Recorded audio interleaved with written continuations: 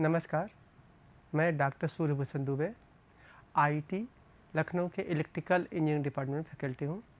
हम लोग basic electrical पढ़ रहे थे।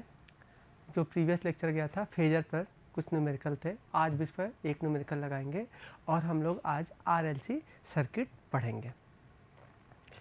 तो एक न्यूमेरिकल है जो फेजर पर हम लोग सॉल्व करते हैं। Draw the phasor diagram of the following voltage and find the RMS value of resultant voltage. मतलब हमें क्या करना है, यहाँ पे 4 वोल्टेज दिए हैं, इसको हमें क्या करना है, रिजल्टेंट वोल्टेज निकालना है। तो रिजल्टेंट वोल्टेज कैसे निकालेंगे, हम इसको क्या करें, इस इक्वेशन को हम लोग रेक्टेंगुलर फॉर्म में बदल दें और इसका रिजल्टेंट निकाल दें।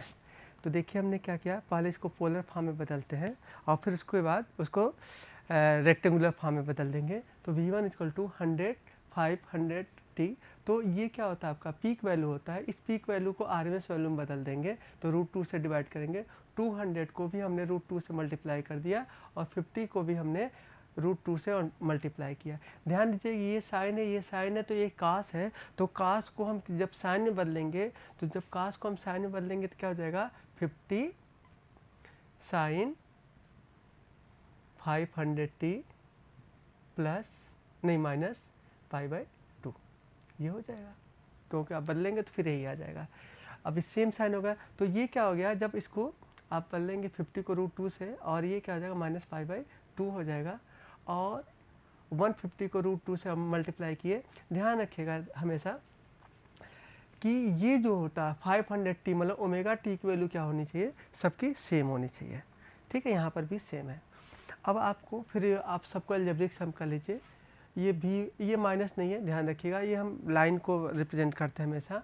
V1 equal to V1 plus V2 plus V3 plus V4।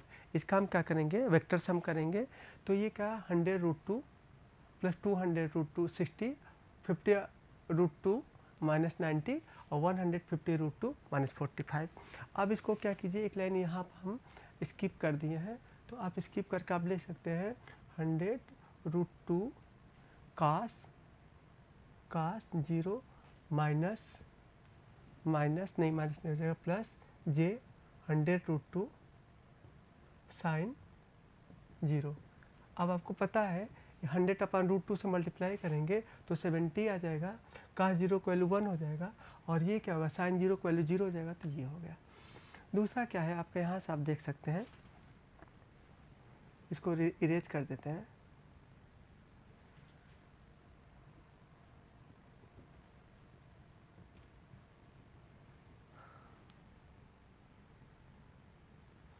यहाँ पर अगर आप इस वाले को फिर से और वो कीजिए तो क्या आ जाएगा, 200√2 को आप डिवाइड करेंगे तो क्या आ जाएगा,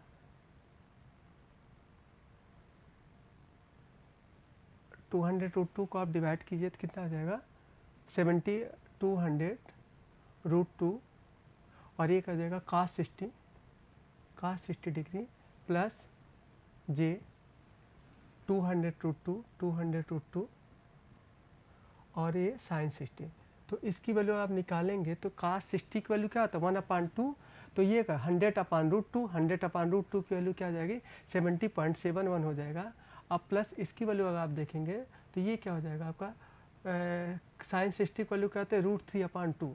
तो √3/2 की वैल्यू जब सॉल्व करेंगे तो ये क्या है 100 और 100 को क्या करेंगे 100 को √2 से डिवाइड करेंगे 70.7 आएगा। 77.7 को क्या करेंगे, अगर आप √3 से मल्टीप्लाई करेंगे तो आपका क्या आ जाएगा 120.47। सिमिलरली आप इसको सॉल्व करेंगे तो ये आ जाएगा और इसको नहीं ये आ जाएगा पूरा। और इसको क्या करेंगे आप, जो रियल वैल्यू है, रियल वैल्यू को आप ऐड करेंगे तो 216 आ जाएगा और इमेजिनरी वैल्यू को ऐड करेंगे तो ये आ जाएगा। अब इसको क्या कीजिए, पोलर फॉर्म में बदलिए। पोलर फॉर्म में बदलने पर क्या हो जाएगा, इसका स्क्वायर प्लस इसका स्क्वायर करेंगे और क्या करेंगे, उसका रूट निकालेंगे और रूट को क्या करेंगे √2 से डिवाइड करेंगे तो क्या आ जाएगा आपका, ये आरएमएस वैल्यू आ जाएगा और एंगल आ जाएगा। एंगल क्या करेंगे टेन इनवर्स क्या करेंगे, आप एक निकाल भी देते हैं, हम कैलकुलेटर लाए भी हैं। तो यहाँ पर आप क्या कीजिए, टेन इनवर्स शिफ्ट आपके साथ, शिफ्ट के साथ टेन इनवर्स क्या आपका 12.11 डिवाइड बाई 216.42, इसको वही करेंगे तो क्या आया 3.205। आप यहाँ पर देख भी सकते हैं 3.20 आ जाएगा। क्लियर है, तो ये आपका एंगल आ गया। अब इसको क्या करेंगे, √2 से मल्टीप्लाई करेंगे, क्योंकि यहाँ पर जब v = Vm sin omega t लिखते हैं तो ये √2 से मल्टीप्लाई करेंगे तो इसका पीक वैल्यू आ जाएगा और ये आपका आ जाएगा। ठीक है, तो ये क्या है आपका आ गया, रिजल्टेंट वोल्टेज आ गया। ठीक है, अब देखिए कि आज हम लोग अब RLC सर्किट पे, ये क्या है आपका AC सर्किट है। ठीक है, इसके अंदर आप R देख रहे हैं, सॉरी L देख रहे हैं, R देख रहे हैं, C देख रहे हैं, तो ये क्या है, कम्प्लेक्स सर्किट है। अगर हमें इसको पढ़ने से पहले हम क्या करेंगे, रेजिस्टिव सर्किट के बारे में पढ़ेंगे, प्योर रेजिस्टिव सर्किट के बारे में पढ़ेंगे, प्योर इंडक्टिव सर्किट के बारे में पढ़ेंगे और प्योर कैपेसिटिव सर्किट के बारे में पढ़ेंगे और फिर क्या RLC सर्किट के बारे में पढ़ेंगे। ठीक है, तो हम पहले क्या पढ़ते हैं, प्योर रेजिस्टिव सर्किट। यहाँ क्या मतलब है, जैसे क्या है आपका ये रेजिस्टिव सर्किट है। ठीक है, ये क्या है, वोल्टेज है, तो वोल्टेज इसमें जब जाएगा तो क्या होगा, यहाँ पर क्या होगा, एक वोल्टेज आएगा VR आएगा, वो वोल्टेज किसके बराबर होगा, इस वोल्टेज के बराबर होगा। अब इसमें जो करंट जा रहा है वो करंट क्या होगा, IR होगा।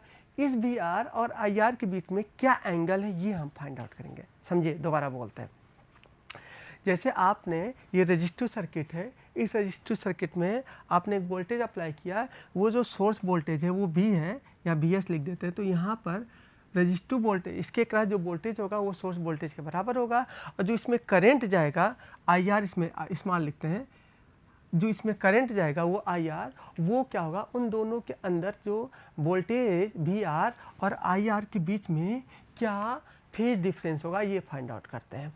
जब वो फाइंड आउट कर लेंगे तो VR IR के बीच में हम क्या लगाएंगे, फेजर ड्रा करेंगे। फेजर क्या होता है, जो वेक्टर लाइन होती है उसी को हम लोग क्या बोलते हैं, फेजर बोलते हैं। ठीक है, तो यहाँ से आपने अप्लाई किया VS = या VS मतलब स्मॉल v, एक्चुअली जो इंस्टेंटेनियस वोल्टेज होता है उसको स्मॉल v से रिप्रेजेंट करते हैं, और तो यह स्मॉल v = V0 या Vm sin ओमेगा t, और Z = क्या होता है आपको R पता है, तो I = क्या होता है, स्मॉल I मतलब instantaneous current upon instantaneous voltage upon resistance, I = V/R। अब यहाँ से V की वैल्यू आप क्या कर दीजिए, यहाँ पर पुटअप कर दीजिए, तो क्या आ गया, V की वैल्यू यहाँ पुटअप करेंगे तो V0 R sin omega t, और V0/R किसको रिप्रेजेंट करता है, I0 को, मतलब I स्मॉल I = क्या आ गया, instantaneous value I0 sin omega t। अब यहाँ से देखिए इस इक्वेशन में और इस इक्वेशन में कितने का फेज डिफरेंस है, तो आपको दिख रहा होगा इन दोनों इक्वेशन में जो फेज डिफरेंस है वो 0 है। मतलब अब हम क्या करेंगे, जब 0 है तो वोल्टेज का वेक्टर और करंट का वेक्टर क्या होगा आपका, सेम होगा। एक चीज़ और ध्यान दीजिएगा, जब भी हम इसको करेंगे हम R, L और C के लिए निकालेंगे, और तीनों में हम क्या देखेंगे, वोल्टेज और करंट में जो फेजर वेक्टर होता है, मतलब उन दोनों का फेजर होगा क्या आएगा। तो यहाँ से हमने ये प्रूव किया कि रेजिस्टेंस में वोल्टेज और करंट का जो वेक्टर होंगे वो क्या होंगे, सेम होंगे। तो यहाँ पर हमने देखिए क्या लगाए, ये आपका क्या हो गया, करंट का वेक्टर हो गया और या करंट का फेजर हो गया, और ये क्या हो गया, वोल्टेज का फेजर हो गया, और दोनों में जो एंगल आएगा आपका 0 आएगा, मतलब सेम फेज में होंगे। मतलब ये आपका वोल्टेज होगा और यही आपका क्या होगा, करंट होगा। स्मॉल v से लिखिए आप। ठीक है, तो वही हमने यहाँ पर रिप्रेजेंट किया। ठीक है, तो यहाँ पर आपका I हो गया, ये Z हो गया। अब देखिए क्या है, यहाँ पर Z = जब आप लिखते हैं, अब जो वेक्टर आया वो क्या, जो एंगल आया B और I के बीच में, जब हम लिखते हैं ना Z एंगल 0, तो ये 0 किसको रिप्रेजेंट करता है, वोल्टेज और करंट के बीच के एंगल को रिप्रेजेंट करता है। ठीक है, तो वोल्टेज और करंट का जो बीच का एंगल वो क्या है, 0 है, तो Z0 = हम क्या लिखेंगे, मतलब Z एंगल 0 = क्या लिखेंगे, आप लिखते हो R + j X लिखते हो, X क्या आपका रेजिस्टिव इंडक्टिव हो सकता है। तो यहाँ पर क्या होगा, आप R cos थीटा होगा, तो R cos थीटा की वैल्यू, थीटा की वैल्यू क्या है, 0 होते हैं, यहाँ पर R आ जाएगा, और ये क्या हो जाएगा आपका पूरा पूरा जीरो हो जाएगा, क्योंकि जे साइन थीटा लिखेंगे, साइन थीटा को वैल्यू क्या है, जीरो, तो जीरो हो जाएगा। तो जेड इक्वल टू जब आप लिखेंगे आर प्लस जे जीरो, इसीलिए जेड इक्वल टू जब रियल, जब जेड इक्वल टू क्या होता है, जब आपका रियल सर्किट होता है, मतलब रियल रेजिस्टिव सर्किट होता है बोलना चाहिए, तो यहाँ पर जे की वैल्यू क्या होगी, जीरो होगी। क्लियर है। अब हम इस क्या करते हैं, वेव फॉर्म इसका ड्रा करते हैं। वेव फॉर्म जब आप ड्रा करेंगे, आपने पाया कि वोल्टेज और करंट क्या होगा, एक साथ जीरो होंगे और एक साथ मैग्नीट्यूड मतलब उसका मैक्सिमम वैल्यू होगा, मतलब फेज डिफरेंस क्या मिलेगा आपको, जीरो मिलेगा। तो वही हमने लिखा, ये वोल्टेज की वैल्यू है और ये क्या है, करंट की वैल्यू है। दोनों क्या है आपके सेम फेज में है, और उसका वेव फॉर्म भी क्या होगा, दोनों इन फेज में होंगे, मतलब दोनों बराबर के एक साथ जीरो होंगे और एक साथ पीक होंगे। क्लियर है। तो यहाँ एक पॉइंट क्या हो गया, प्रूफ हो गया कि रेजिस्टिव सर्किट में वोल्टेज और करंट क्या होते हैं, एक ही फेज में होते हैं, मतलब एक ही दिशा में होते हैं। क्लियर है। अब आगे बढ़ते हैं। अब हम ये जानना चाहते हैं इसका जो पावर होगा वो पावर क्या होगा, मतलब इसमें जो पावर डिसिपेट होगा उसकी वैल्यू कितनी निकलेगी। मतलब ये जो रेजिस्टिव सर्किट है, ये जो रेजिस्टिव सर्किट में जब आप सब वोल्टेज अप्लाई करते हैं तो इसमें क्या होता है, पावर डिसिपेट होगा, तो वो पावर की वैल्यू कितनी होगी।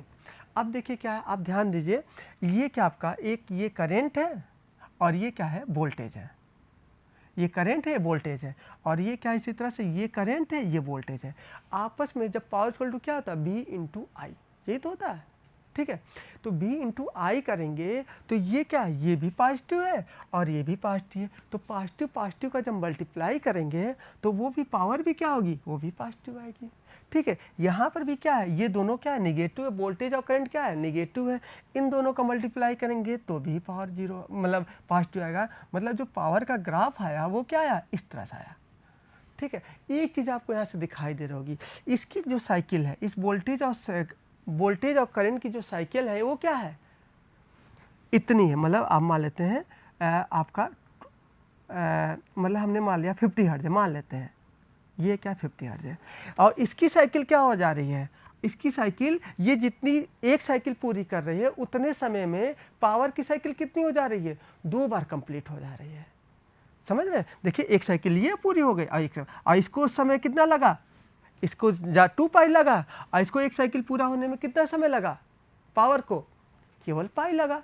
मतलब इसकी फ्रीक्वेंसी कितनी हो गई, 2 टाइम्स हो जाती है। आप इस ग्राफ को देख करके ऐसे भी समझ जाएंगे, हम आगे इसको प्रूफ भी करेंगे कि इसकी फ्रीक्वेंसी क्या होगी, इस पावर की फ्रीक्वेंसी क्या हो जाएगी, इसकी अगर ओमेगा टी होगी तो इसकी क्या होगी, 2 ओमेगा टी होगी। मतलब इसकी फ्रीक्वेंसी 50 हर्ट्ज है तो इसकी फ्रीक्वेंसी क्या हो जाएगी, 100 हर्ट्ज हो जाएगी।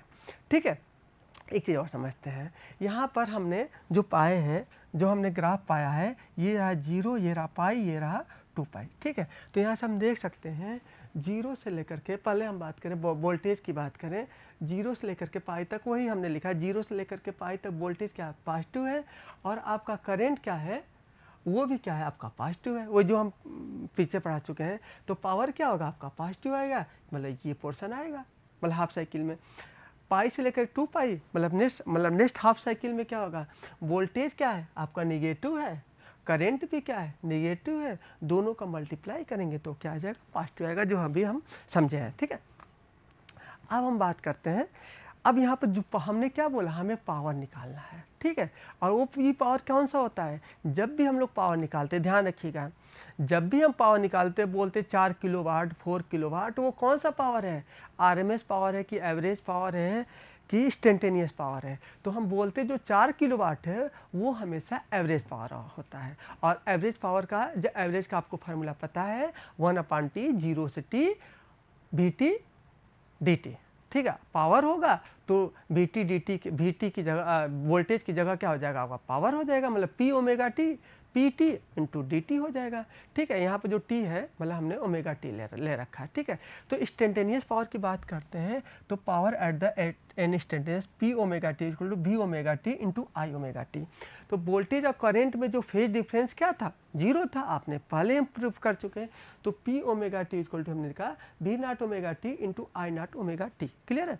अब इन दोनों को मल्टीप्लाई करेंगे तो वी नॉट आई नॉट हो जाएगा और ये क्या हो जाएगा साइन स्क्वायर ओमेगा टी।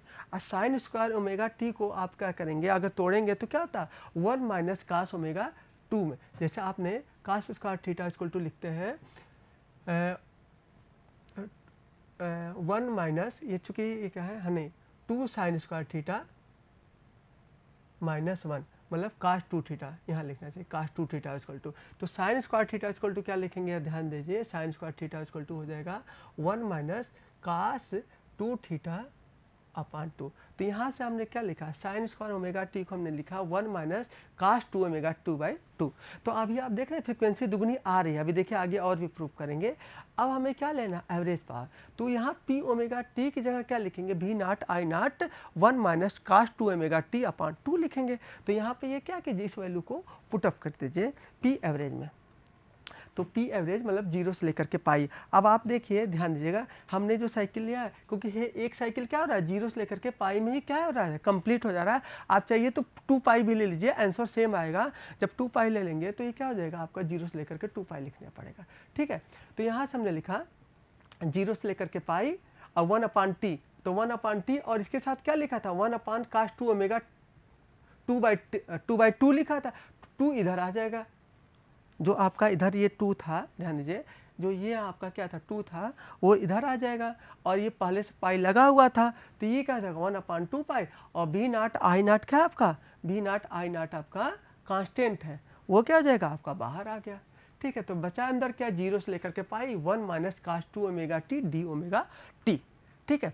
तो V naught I naught 2 pi और 1 का क्या हो जाएगा ओमेगा टी हो जाएगा और कास 2 ओमेगा टी का क्या हो जाएगा साइन 2 ओमेगा टी/2 हो जाएगा।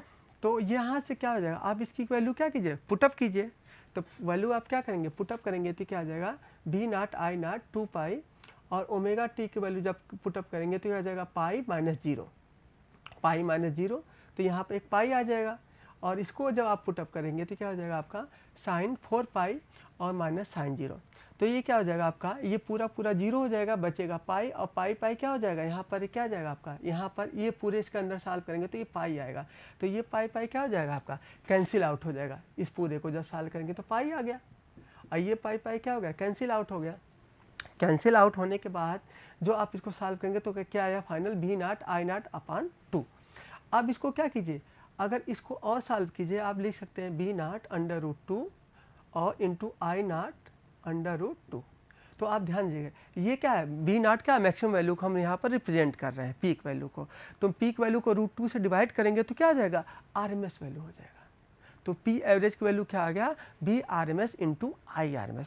तो ध्यान रखिएगा एक चीज़ में हमने ये पाया, तो जो हम लोग पावर का फार्मूला बोलते हैं P equal to B into I किसी रजिस्टिव सर्किट के लिए, तो यहाँ वोल्टेज और करंट क्या है, यहाँ जो वोल्टेज और करंट क्या है आरएमएस वैल्यू होती है। कभी कभी एग्जाम में एमसीक्यू में मतलब जेई के एग्जाम में या एक एग्जाम में एमसीक्यू में पूछा जाता है P equal to B into I V I cos theta, क्योंकि यहाँ पर कास थीटा की वैल्यू क्या है 0 है तो 1 हो जाता है। तो यहाँ वोल्टेज और करंट क्या है, तो यहाँ पर जो वोल्टेज और करंट क्या आपका आरएमएस वैल्यू है। ठीक है। अब देखिए क्या है जो रजिस्टिव सर्किट हम लोग को पढ़ लिए, इस रजिस्टिव सर्किट में हमें क्या निष्कर्ष निकलता है, क्या कंक्लूजन निकलता है। पहला कंक्लूजन क्या होता है, जब प्योर रजिस्टिव सर्किट है तो जेड की वैल्यू क्या होगी आर होगी, क्योंकि जेड इक्वल टू आप लिखेंगे आर प्लस जे जीरो और जे जीरो की वैल्यू क्या होगी 0 हो गई, तो जेड इक्वल टू आर हो जाएगा, मतलब इम्पीडेंस क्या होगा आपका आर होगा।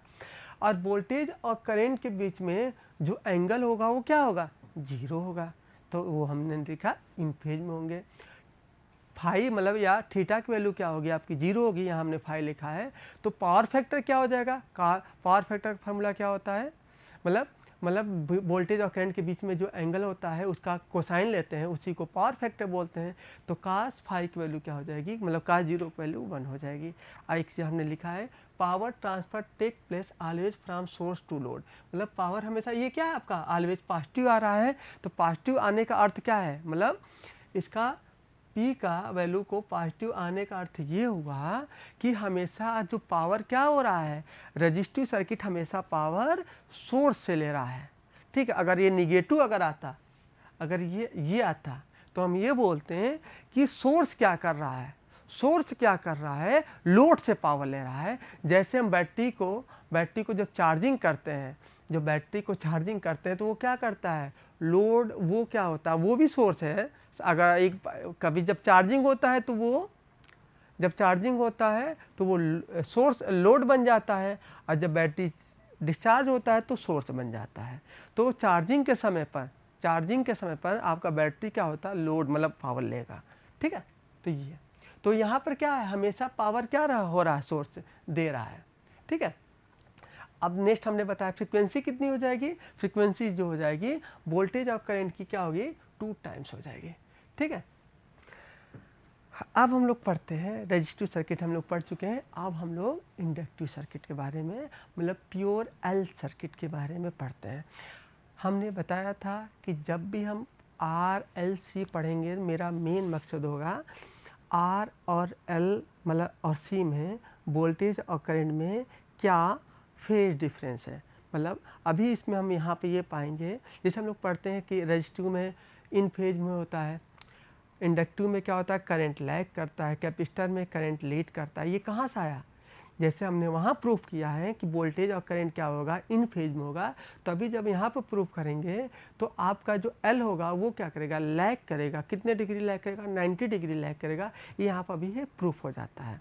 तो देखिए क्या है, यहाँ जो वोल्टेज होगा, वोल्टेज क्या होगा, V equal to small v equal to V M sine omega T. तो इसके क्रॉस जो VL के क्रॉस जो आएगा वोल्टेज वो क्या होगा, स्मॉल v होगा।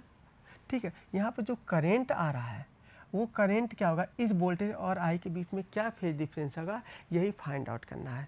यहाँ पर क्या है, वोल्टेज क्या है, हमेशा क्या होगा, सोर्स वोल्टेज क्या है, हमेशा उसके पैरेलल में लगा है। तो इसलिए क्या होगा, उसको हमेशा रेफरेंस लिया कीजिए, हमेशा वोल्टेज को रेफरेंस लिया जाए, इस चीज़ को लिया जाता है जिसकी वैल्यू क्या हो, हमेशा कांस्टेंट मतलब बदले ना हो। तो यहाँ पर हम तीनों में क्या करेंगे, वोल्टेज को रेफरेंस ले लेते हैं। तो यहाँ पर ध्यान दीजिए, तो एन फाइव टू ये क्या आपको बेसिक, ये आपका इसका जो इंडक्टर का क्या होता है, जो बेसिक फार्मूला होता है या बेसिक थ्योरम होता है वो क्या होता है, N phi to L I होता है। यहाँ से मतलब L I equal to N phi भी बोलते हैं। तो यहाँ से L I equal to N phi का मतलब क्या है, अगर यहाँ से एन इक्वल टू करेंगे, एन इसका डिफ्रेंशिएट कर दीजिए, सॉरी इसको डिफ्रेंशिएट करेंगे तो क्या हो जाएगा, एन क्या कांस्टेंट है और एल भी कांस्टेंट है। क्योंकि ये क्या एन क्या है, एन क्या है, नंबर ऑफ ये टर्न्स है, और फाई क्या है, इसका फ्लक्स है, आई क्या है, इसका करंट है। तो फाई और आई क्या है आपका, ये वैल्यू बदलती है, और एन और एल क्या है आपका कांस्टेंट वैल्यू है। इसलिए एन बाहर निकल गया D phi upon D T, और एल बाहर निकल गया डी अपन डी टी। तो इसको क्या हुआ, D phi upon D T क्या है, फैराडे का नियम है। मतलब V equal to L D I, मतलब वी इक्वल टू क्या होता है, तो ये क्या होगा आपका, क्या होगा V equal to D phi upon D T. तो ये क्या होगा आपका वोल्टेज हो गया, मतलब इसमें जो ईएमएफ जो जनरेट होता है वो क्या है, ये वोल्टेज इसमें, इसके अंदर क्या एक आप वोल्टेज जैसे आप इसको अप्लाई करते हैं, इस पर जैसे आप वोल्टेज अप्लाई करते हैं, इसके अंदर एक और वोल्टेज अप्लाई हो जाता है, जिसको VL ना बोल कर यहाँ पर आप EL भी बोल सकते हैं। ठीक है, तो ये वोल्टेज EL हो गया, EL equal to L D upon D T. अब यहाँ से अगर I इक्वल टू देखेंगे तो ये क्या होगा, ये इसका मतलब क्या है, दोनों तरफ क्या कर दीजिए, इंटीग्रेशन कर दीजिए। तो इंटीग्रेशन करेंगे तो ये क्या हो जाएगा आपका, I हो जाएगा, और मतलब IL हो जाएगा। IL क्या है, तो I इक्वल टू क्या हो जाएगा, इस डिवाइड बाई L हो जाएगा। तो यहाँ पे इंटीग्रेशन EL dt, और तो 1 अपान L, और इस EL की वैल्यू क्या होगी, इस EL की वैल्यू वो होगी जो इसका वोल्टेज, जो इसका आपने सप्लाई वोल्टेज लगा रखा है। तो इस EL की जगह आपने क्या लिखा, Vm sign omega T dt। इस Vm साइन ओमेगा टी को क्या कीजिए, इसको इंटीग्रेशन कीजिए। तो इंटीग्रेशन करेंगे तो क्या हो जाएगा, साइन ओमेगा टी का माइनस कास ओमेगा टी। ठीक है, माइनस कास ओमेगा टी, और ठीक है cos omega T upon omega. तो ये ओमेगा क्या हो जाएगा, यहाँ पर नीचे आ जाएगा, मतलब साइन ओमेगा टी का जब इंटीग्रेशन करेंगे तो क्या आ जाएगा, cos omega T upon omega. ये ओमेगा क्या होगा, ओमेगा एल के साथ क्या हो गया, कनेक्ट हो गया। अब यहाँ पर क्या होगा आपका भी, इस अगर ध्यान से देखें इस वाले को Vm अपान ओमेगा, और इसको दे इस कास को क्या कीजिए साइन बदल लीजिए, क्योंकि आपका जो वोल्टेज है वो क्या है आपका साइन में है, तो माइनस कास ओमेगा टी को आप साइन में लिखेंगे तो क्या हो जाएगा sine omega t minus pi by 2। अब इसको हमने क्या बोला Im बोला। क्यों Im बोला? क्योंकि मैक्सिमम वोल्टेज अपान मैक्सिमम वोल्टेज अपान, देखिए ये क्या है, ये करंट है, तो इसको भी क्या होना पड़ेगा करंट भी होना पड़ेगा, तभी तो आपका क्या है, क्योंकि अगर आप बीमा या डायमेंशन में क्या होता है, जो हम लोग बीमा पढ़ते हैं इंटर में, तो सेम बीमा के होने चाहिए। तो इसका मतलब ये क्या होगा, ये वोल्टेज है तो ये क्या होना चाहिए, ये क्या इम्पिडेंस होना चाहिए, ये कौन सी इम्पिडेंस होगा, वो इम्पिडेंस आपका एक्सएल होगा। तो आई एम इक्वल टू क्या आ गया, आई एम इक्वल टू हो गया I equal to I M sine omega t minus pi by 2। कहने का अर्थ ये हुआ है, इससे क्या हुआ तो यहाँ से अगर और आप प्रूव करेंगे तो आई इक्वल टू क्या निकला, I equal to I M angle minus 90 degree हो गया। मतलब जो करेंट होगा ये आप इससे भी दे सकते हैं, जो करेंट होगा वो क्या करेगा, यहाँ पर √2 लिखना चाहिए सॉरी, क्योंकि तभी RMS होगा। तो करेंट क्या करेगा, वोल्टेज से क्या करेगा लैग करेगा, वो भी कितने डिग्री लैग करेगा 90 डिग्री लैग करेगा, जो हमें प्रूव करना था। क्लियर है। अब यहाँ से Z इक्वल टू और निकालिए, Z इक्वल टू जो आपका है 0 प्लस जे एक्सएल। ठीक है, 0 प्लस जे एक्सएल मतलब क्या हुआ कि क्यों हुआ है, क्योंकि I जो आप लिखते हैं Z इक्वल टू क्या लिखते हैं, Z इक्वल टू आप लिखते हैं R प्लस जे एक्स। तो R क्या होता है, R क्या होता है आपका कास थीटा, मतलब R इक्वल टू होता है Z कास थीटा। तो यहाँ पर 0 थीटा की वैल्यू कितनी आई आपकी, यहाँ पर थीटा की value minus 90 degree I, minus 90 आई। ठीक है, अब माइनस 90 कास्ट 90 की वैल्यू क्या होती है, कास्ट 90 की वैल्यू 0 होती है, कास्ट 90 की वैल्यू 0, तो ये 0 हो गया। और क्या हुआ, और यहाँ पर क्या हुआ, यहाँ पर साइन 90 की वैल्यू, साइन 90 की वैल्यू क्या हो जाएगी 1 होगी। तो यहाँ पर माइनस नहीं प्लस हमने लिख लेते हैं क्योंकि माइनस। ठीक है, तो अब हमने क्या पाया, मतलब अब यहाँ पर क्या आया, जो आपका इसकी वैल्यू आया वो क्या आया जे ओमेगा एल, मतलब जेड इक्वल टू क्या आया ओमेगा एल। यही हमने यहाँ पर भी हमने वही चीज़ लिखा कि अगर आप इससे भी इक्वल टू ये पूरा करंट होगा तो इसका मतलब ये क्या होगा, ये इम्पिडेंस होगा, उसकी वैल्यू एक्सएल होगी। तो यहाँ से आई इक्वल टू क्या आया, I equal to omega L plus 90 degree. ठीक है, तो हमने यही बताना चाह रहे थे कि हम लोग प्रीवियस लेक्चर में बात किए थे कि इंडक्टर में जो आता है जे मतलब डिग्री मतलब एंगल जो होता है वो क्या करता है 90 डिग्री क्या करता है आपका लैग करता है। ठीक है, और इसका जो इम्पिडेंस लिखेंगे, जब भी इम्पिडेंस को एक्सएल मतलब जब भी आपका इंडक्टर होगा उसको हम क्या लिखेंगे जे एक्सएल लिखेंगे, प्लस जे एक्सएल लिखेंगे। करंट होगा तो अभी आप पाएंगे जो करंट निकलेगा यहाँ पे क्या निकलेगा माइनस निकलेगा, उसको हम लोग आगे बाद में प्रूफ करेंगे। तो आज के लिए इतना रखते हैं, धन्यवाद, नमस्कार।